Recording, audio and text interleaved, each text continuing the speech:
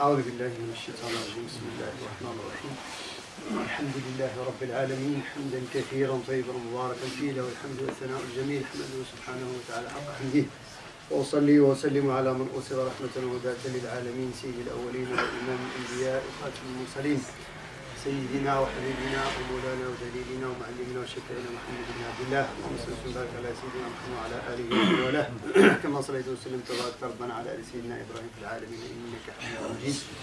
يا أيها الذين آمنوا اتقوا الله حق تقاته ولا تموتن إلا وأنتم مسلمون. يا أيها الذين آمنوا اتقوا الله وقولوا قولا سديدا يصلح لكم أعمالكم ويغفر لكم ذنوبكم، ومن يطع الله ورسوله فقد فاز فوزا عظيما. اللهم اجعلني وإياكم من الفائزين بفضلك ونعمتك.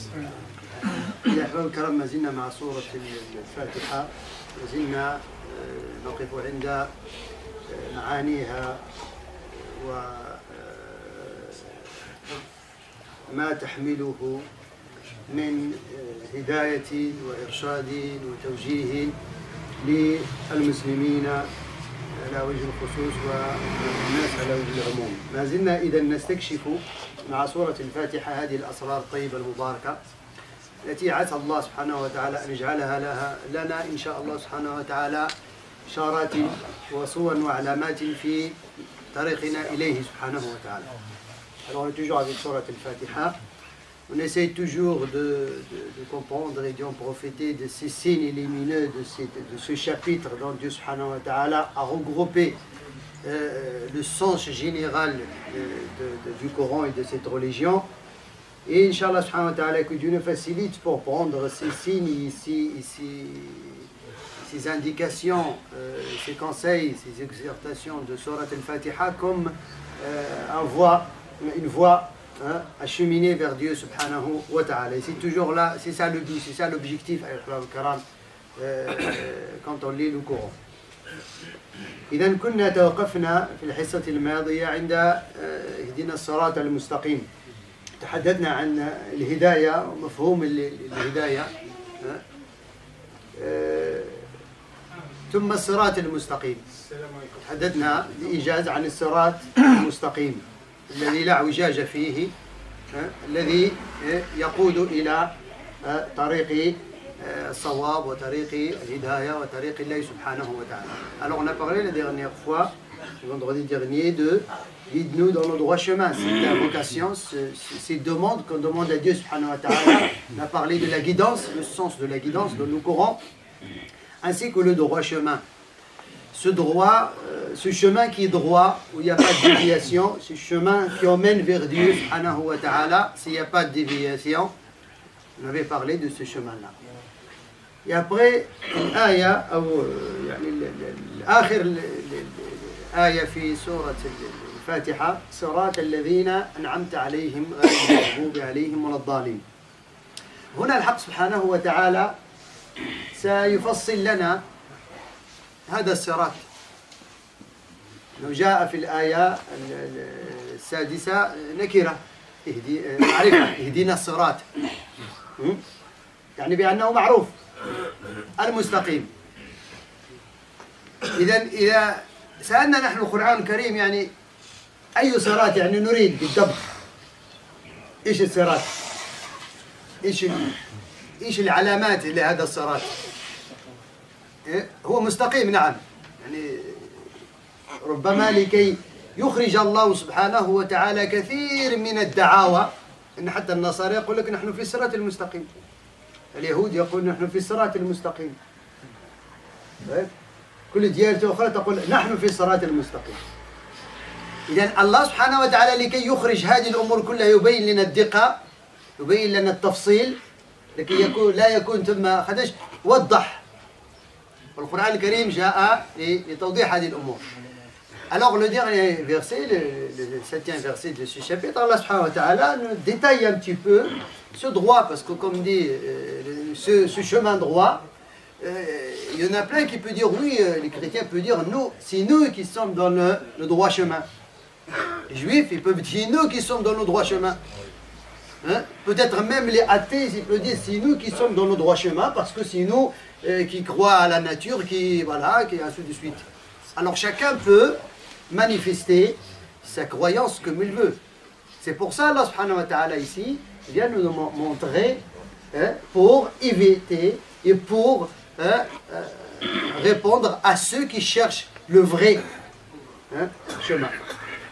صراط الذين أنعمت عليهم. Alors là ici c'est صراط يعني جاءت نكرة ومعرفة بما بعدها. يعني إيش ما أي صراط نطلبه؟ صراط الذين أنعم الله عليهم. Alors c'est le chemin de ceux que tu subhanahu wa ta'ala, que tu as comblé de faveurs, de bienfaits. Alors ici c'est précis. Le chemin de ceux que tu as comblé de bienfaits. Né, regardez Allah subhanahu wa ta'ala va mettre l'istithna huna. Non pas ceux qui ont encouru ta colère, ni les égarés. قلت لكم الله سبحانه وتعالى لكي يخرج أهل الكتاب عدت عن المغضوب عليهم ولا الضالين بعدين. إذا صراط الذين أنعم الله عليهم. هنا يطرح سؤال آخر. من الذين أنعم الله عليهم؟ طيب النعمة في اللغة حينما ينعم الإنسان على آخر، وحينما ينعم الله سبحانه وتعالى على عباده، يعني تفضل عليه بفضائل، بنعم. بنعم يعني أنا أحسن منك في شيء وتفضلت به عليك. أنا أملك شيئا في مصلحتك وتفضلت به عليك. أنا أملك المال أنت لا تملكه، أنعمت عليك بالمال.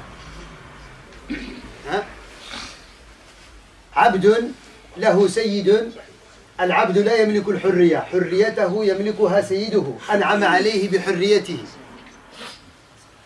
زاد في القرآن الكريم وإذ تقول للذي أنعم الله عليه وأنعمت عليه، زيد بن حارثة، وإذ تقول للذي أنعم الله عليه وأنعمت عليه. إذا بماذا أنعم الله عليه وبماذا أنعمت عليه؟ هذا محورنا. القرآن يشرح القرآن، جاءت النعمة في القرآن الكريم في ألفاظ كثيرة، في آيات كثيرة.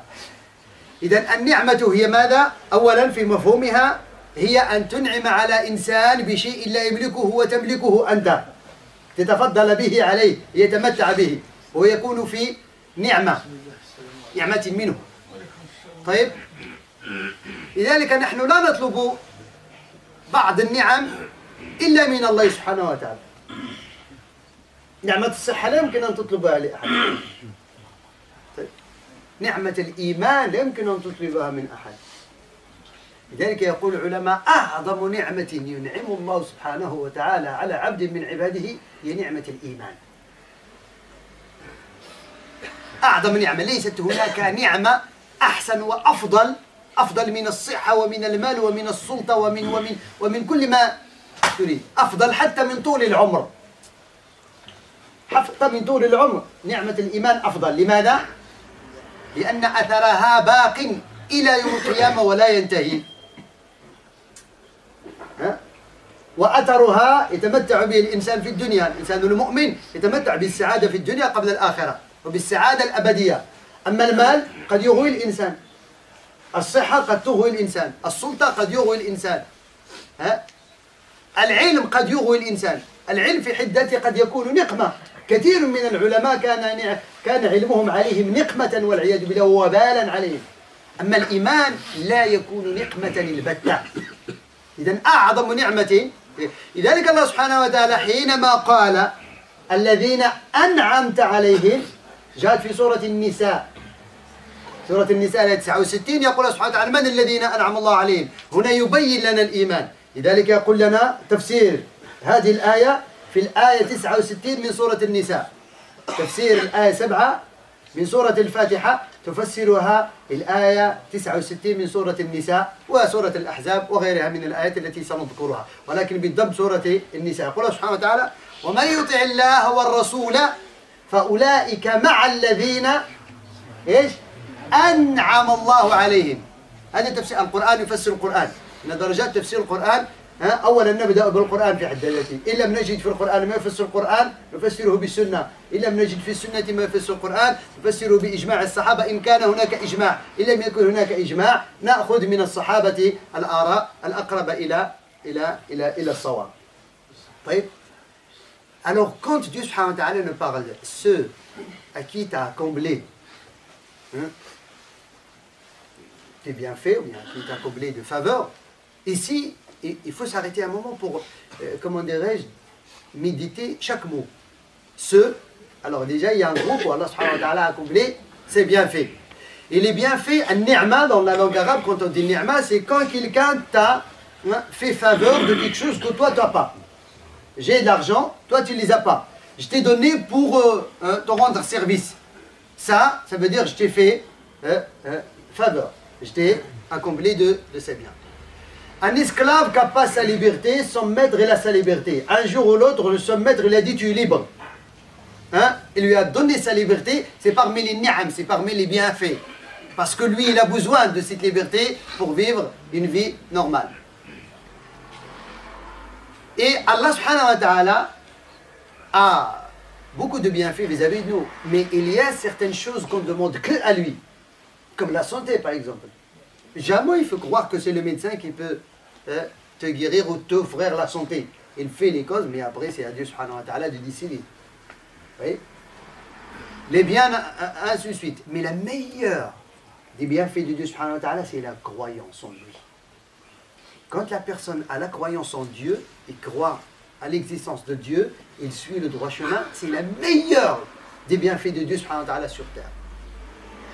Il est mieux que celle de la santé, c'est du bien, c'est du pouvoir, c'est de tout ce que vous voulez. Pourquoi? Parce que tout ce qu'on a cité, le bien, la santé, le pouvoir, tout ce que vous voulez, la science même, il peut être la cause de la déviescence de la personne. Il y en a pas mal qui sont déviés à cause de leur science, à cause de leur bien, à cause de leur pouvoir. Mais jamais on trouve quelqu'un d'éveillé à cause de sa foi.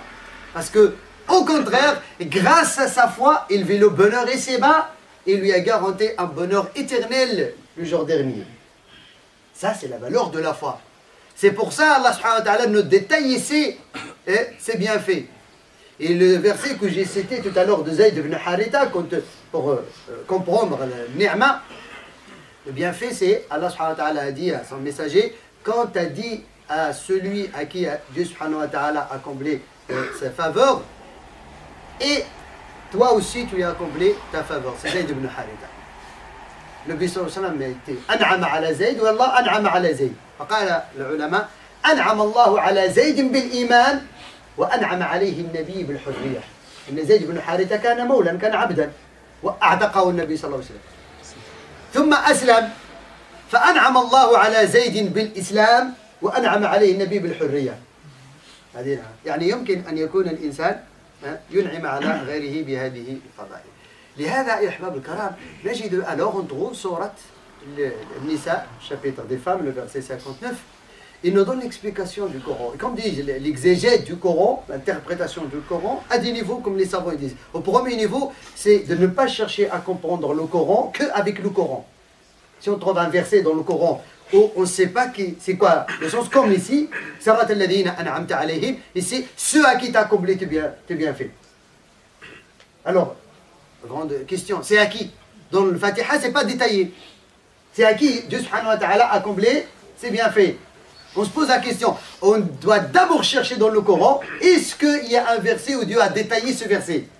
Alors on le trouve dans le chapitre Les femmes, le verset 59, Dieu subhanahu wa ta'ala dit, celui qui obéit à Allah subhanahu wa ta'ala et à son messager, il sera avec ceux à qui Dieu subhanahu wa ta'ala a comblé ses bienfaits.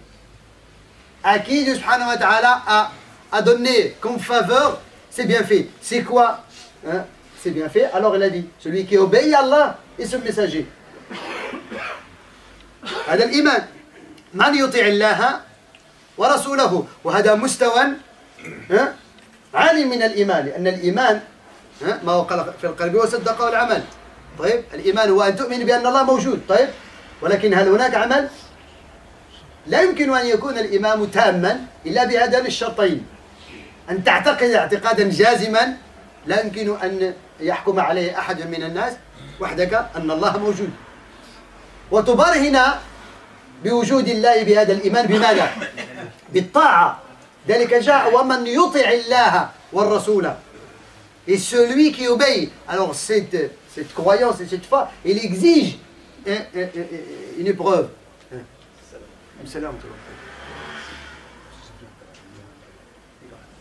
إن شاء الله أعطيها البركة للإخوان في الأكيس. طيب إن شاء الله نطول. إذا هذا الأمر الذي ينبغي أن ننتبه إليه أحباب الكرام لكي نفهم هذه الآية. إذا لكي يحس الإنسان بنعمة الله سبحانه وتعالى عليه بعد الإسلام ينبغي أن يتدرج إلى الإيمان، ومن الإيمان إلى الإحسان، لأن الدين 3 مراتب. Alors celui qui veut vivre ce bienfait de Dieu subhanahu wa ta'ala, de la croyance, de croire en lui, il faut qu'il chemine, bien, il faut qu'il franchisse ces étapes. Première étape, l'islam. L'islam, c'est de témoigner qu'il n'existe de Dieu que Dieu subhanahu wa ta'ala. Et le messager, c'est Mohammed sallallahu alayhi wa sallam. Appliquer la prière, acquitter les zakat, jeûner le mois du Ramadan, y aller pas. Ça, c'est musulman. Celui qui fait ça, c'est un musulman. Et deuxième étape, c'est la croyance. De croire en Dieu, ses anges, ses livres, le jour dernier, le destin, quel que soit mal ou bien, et ainsi de suite. Les 6 piliers de la foi. Et puis la bienfaisance.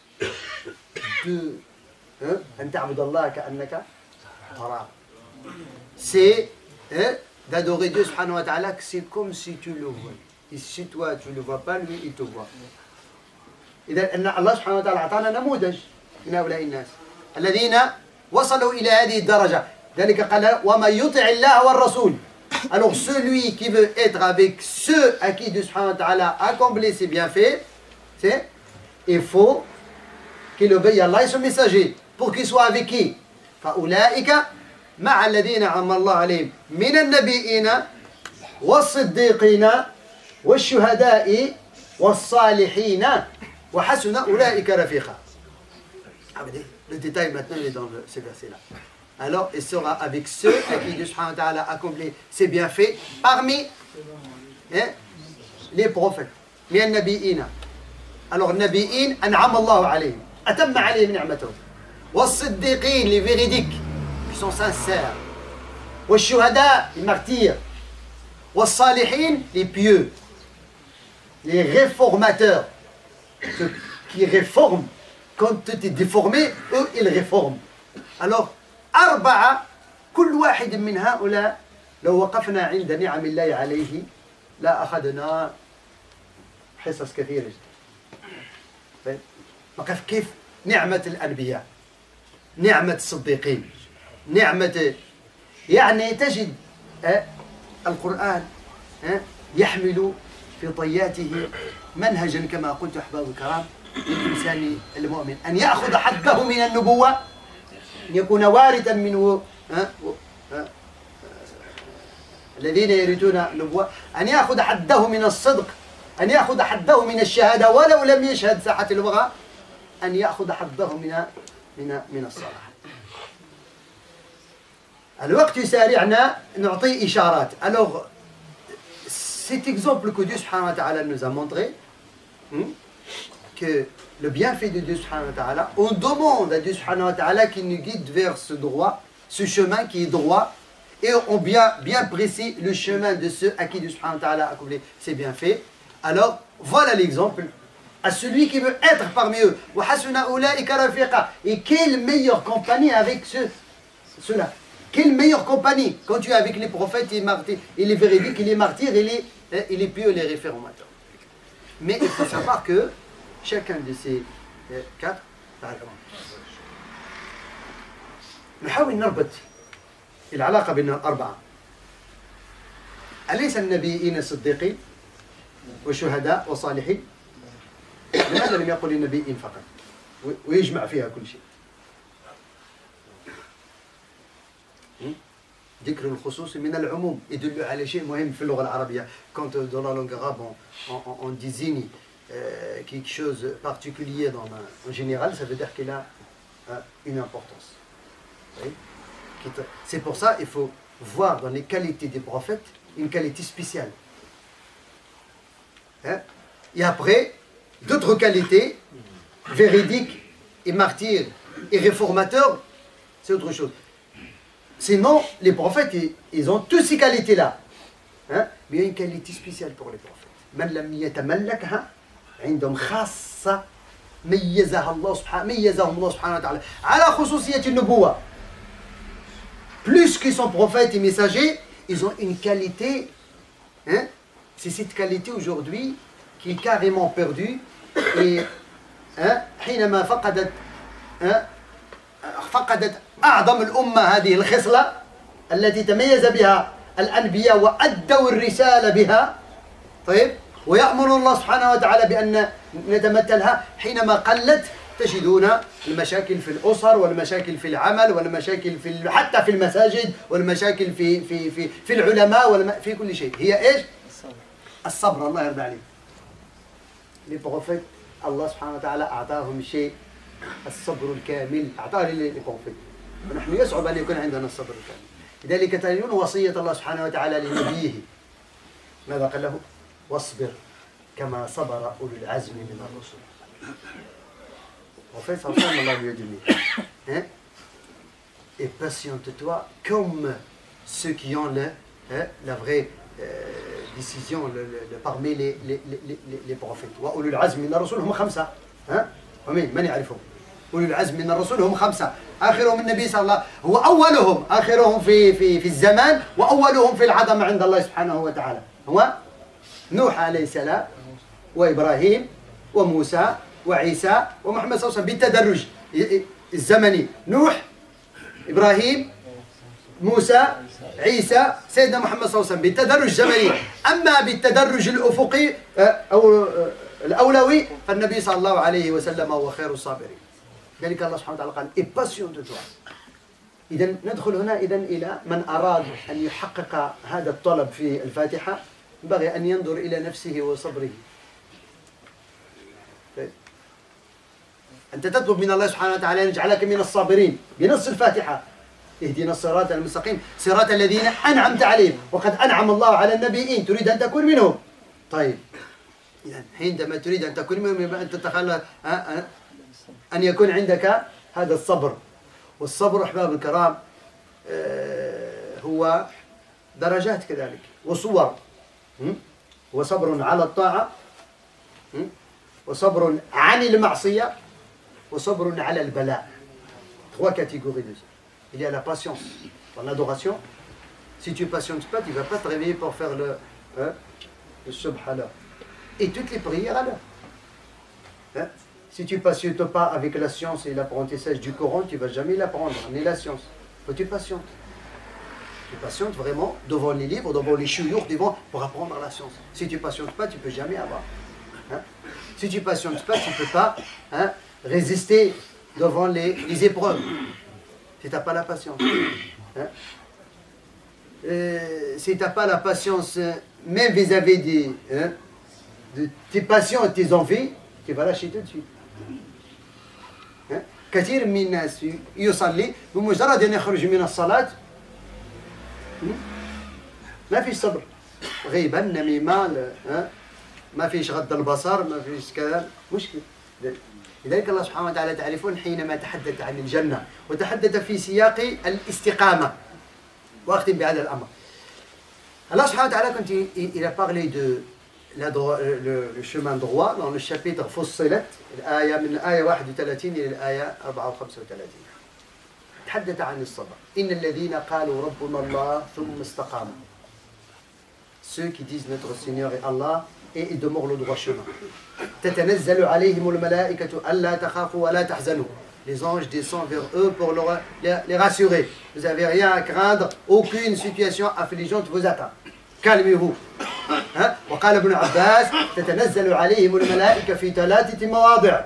تتنزل عليهم عند الاحتضار تبشرهم، وتتنزل عليهم عند السؤال في القبر وتثبتهم، وتتنزل عليهم عند المحشر حينما يحشر الناس وتأخذهم إلى الجنة. نحن أولياؤكم في الحياة الدنيا وفي الآخرة.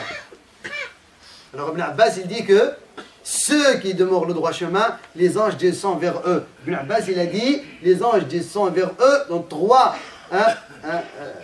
endroits si on peut dire. Quand ils sont en état dégonné, qu'ils étaient se bas, les anges descendent vers eux pour les rassurer. ne vous inquiétez pas. Ni ce que vous avez laissé comme bien et ainsi de suite, il ne faut pas qu'il... Ni ce qui vous attend dans votre tombe, il ne faut pas que vous inquiétez. Il quitte ce bas tranquillement.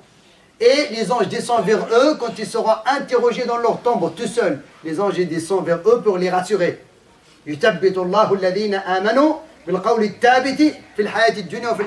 Allah rassure les croyants pour répondre la bonne réponse.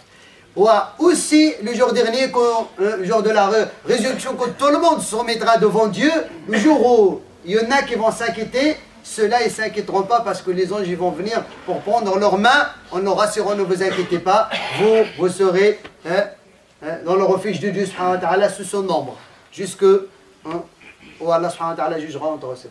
إذا لكي نكون من هؤلاء الناس الله سبحانه وتعالى أعطانا ومن أحسن قولا ممن دعا إلى الله وعمل صالحا وقال إنني من المسلمين ولا تستوي الحسنة ولا السيئة ادفع بالتي هي أحسن فإذا الذي بينك وبينه عداوة كأنه ولي حميم ثم قال وما يلقاها إيش هي وما يلقاها؟ بعض العلماء قالوا الضمير يعود على كل ما ذكر يعني وما يلقى الاستقامة وما يلقى هذه الدعوة بالتي أحسن وما يلقى الجنة وما يلقاها إلا من؟ إلا الذين صبروا. Tout ce qui a été cité, ceux qui vont en profiter de cela, c'est ceux qui ont la patience, ceux qui se montrent toujours endurants. وما يلقاها, ceux qui vont acquérir Inch'Allah subhanahu wa ta'ala. إلا الذين صبروا. ثم وما يلقاها إلا ذو حظ عظيم. Ceux qui ils auront vraiment une chose exceptionnelle, ça veut dire un succès énorme, une réussite énorme, une part auprès de Dieu énorme. Avec quoi? Avec la patience. Avec la patience. لذلك أحباب الكرام الصبر ليس له حد في الأجر. الصبر ليس له حد في الأجر. يقول سبحانه وتعالى إنما يوفى الصابرون أجرهم بغير حساب. إنما يوفى الصابرون أجرهم بغير حساب. Allah subhanahu wa ta'ala donnera la récompense aux endurants sans compte. بعض العلماء قالوا فيها معنيين.